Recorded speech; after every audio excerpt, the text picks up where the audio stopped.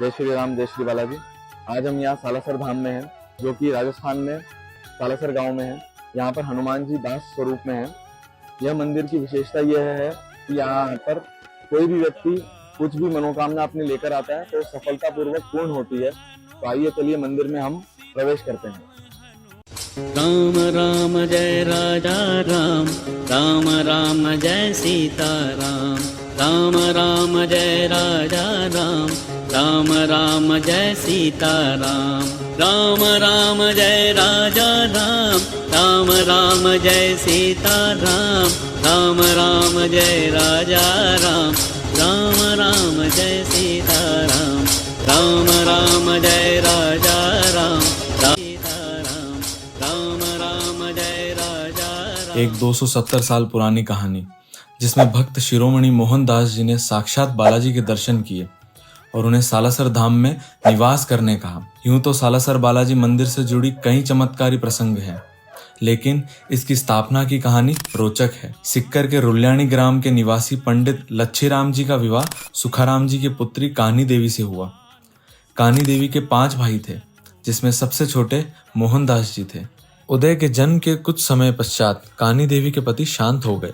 मोहनदास जी अपनी बहन और भांजे उदय को सहारा देने सालासर में रहने लगे और खेती बाड़ी के साथ साथ भक्ति किया करते थे।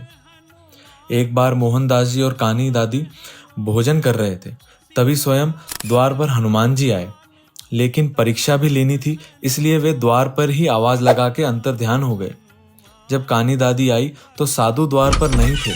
उन्होंने मोहनदास जी को आवाज लगाई कि द्वार पर कोई नहीं है। मिट्टी पर पद चिन्ह देखकर मोहनदास जी बोले, पवन सुत आए थे। पर मोहनदास जी को विश्वास था कि बालाजी महाराज फिर से पधारेंगे।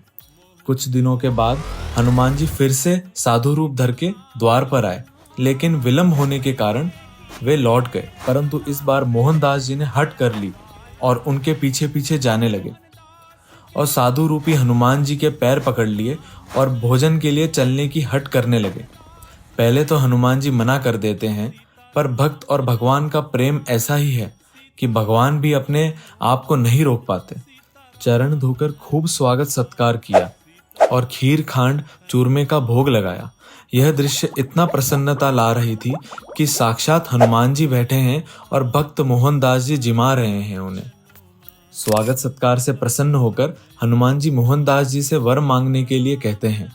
तो मोहनदास जी हनुमान जी से सदैव अपनी कृपा कान्ही दादी, अपने भाणु उदय और सालासर वासियों पर बनाए रखने का वर मांगते हैं।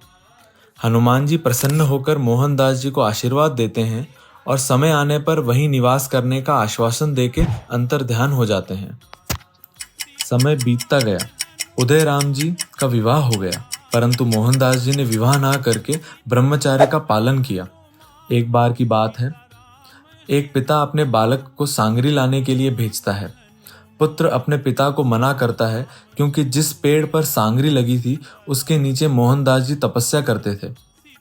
पिता के आदेश पर बालक पेड़ के ऊपर चढ़कर सांगरी तोड़ने लगता है, जिससे मोहनदास जी की तपस्या भंग हो जाती है।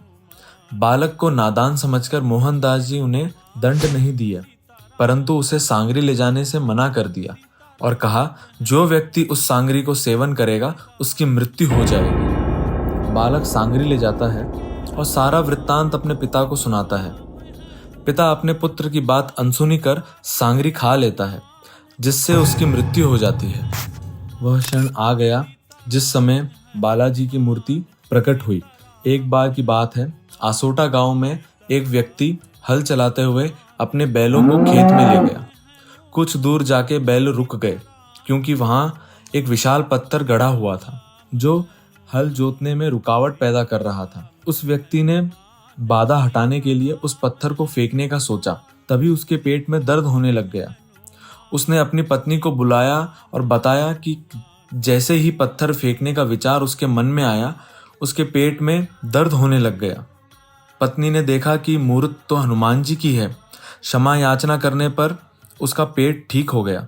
जाट ने वहां के मुख्य ठाकुर को खबर पहुंचाई कि कैसे हल चलाते समय हनुमान जी की मूर्ति पाई गई है। ठाकुर मूर्ति देखने के लिए आतुर हुए और एक भव्य मंदिर बनाने का विचार करने लगे, परंतु उस मूर्ति को तो सालासर पहुंचना था। रात्रि में राजा को स्वप्न में हनुमान जी ने दर्शन दिए और भव्य तरीके से मूर्ति को सालासर मोहनदास जी के पास ले जाने का आदेश दिया और कहा जहां वह रथ रुके वहीं मूर्ति की स्थापना होगी। ऐसा कहकर हनुमान जी अंतर ध्यान हो गए। उसी रात्रि हनुमान जी ने मोहनदास जी को दर्शन देकर कहा कि आसोटा ठाकुर द्वारा भेजी जा रही मूर्ति में मैं तुम्हारे पास आ रहा हूँ।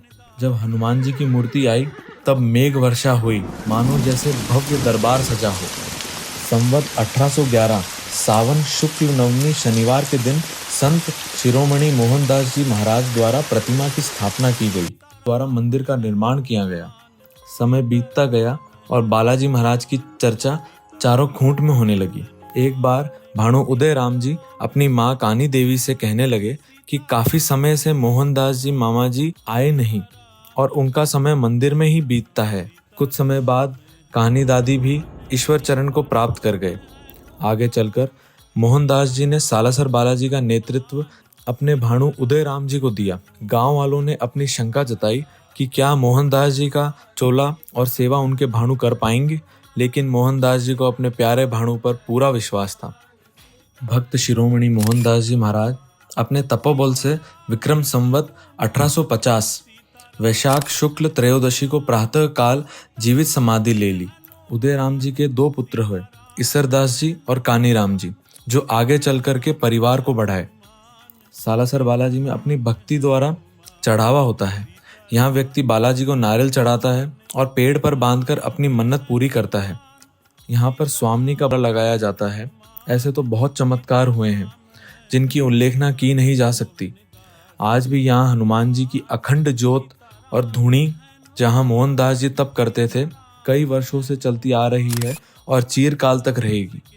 जो मूर्ति पाई गई थी वहाँ असल में हनुमान जी, राम जी और लक्ष्मण जी को अपने कंधे पर बिठाए हुए हैं, पर मोहनदास जी को जिस रूप में बालाजी ने दर्शन दिए वह दाढ़ी और मूछ में था। उनकी वही दृश्य मूर्ति पर श्रृंगार किया जाता है। यहाँ बालाजी के रसोड़े में प्रसाद भी अमृत समान है। सालासर बालाजी में प्रतिदिन कीर्तन, भजन, भक्ति सभी भक्तों द्वारा होता है। यहाँ का मूल मंत्र जो भक्त शिरोमणि श्री मोहनदास जी कहते थे, कानों को अति प्रिय लगता है।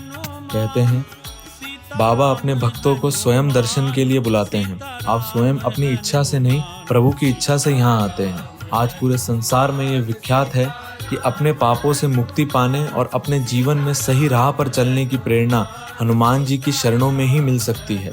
जय श्री बालाजी, जय श्री राम।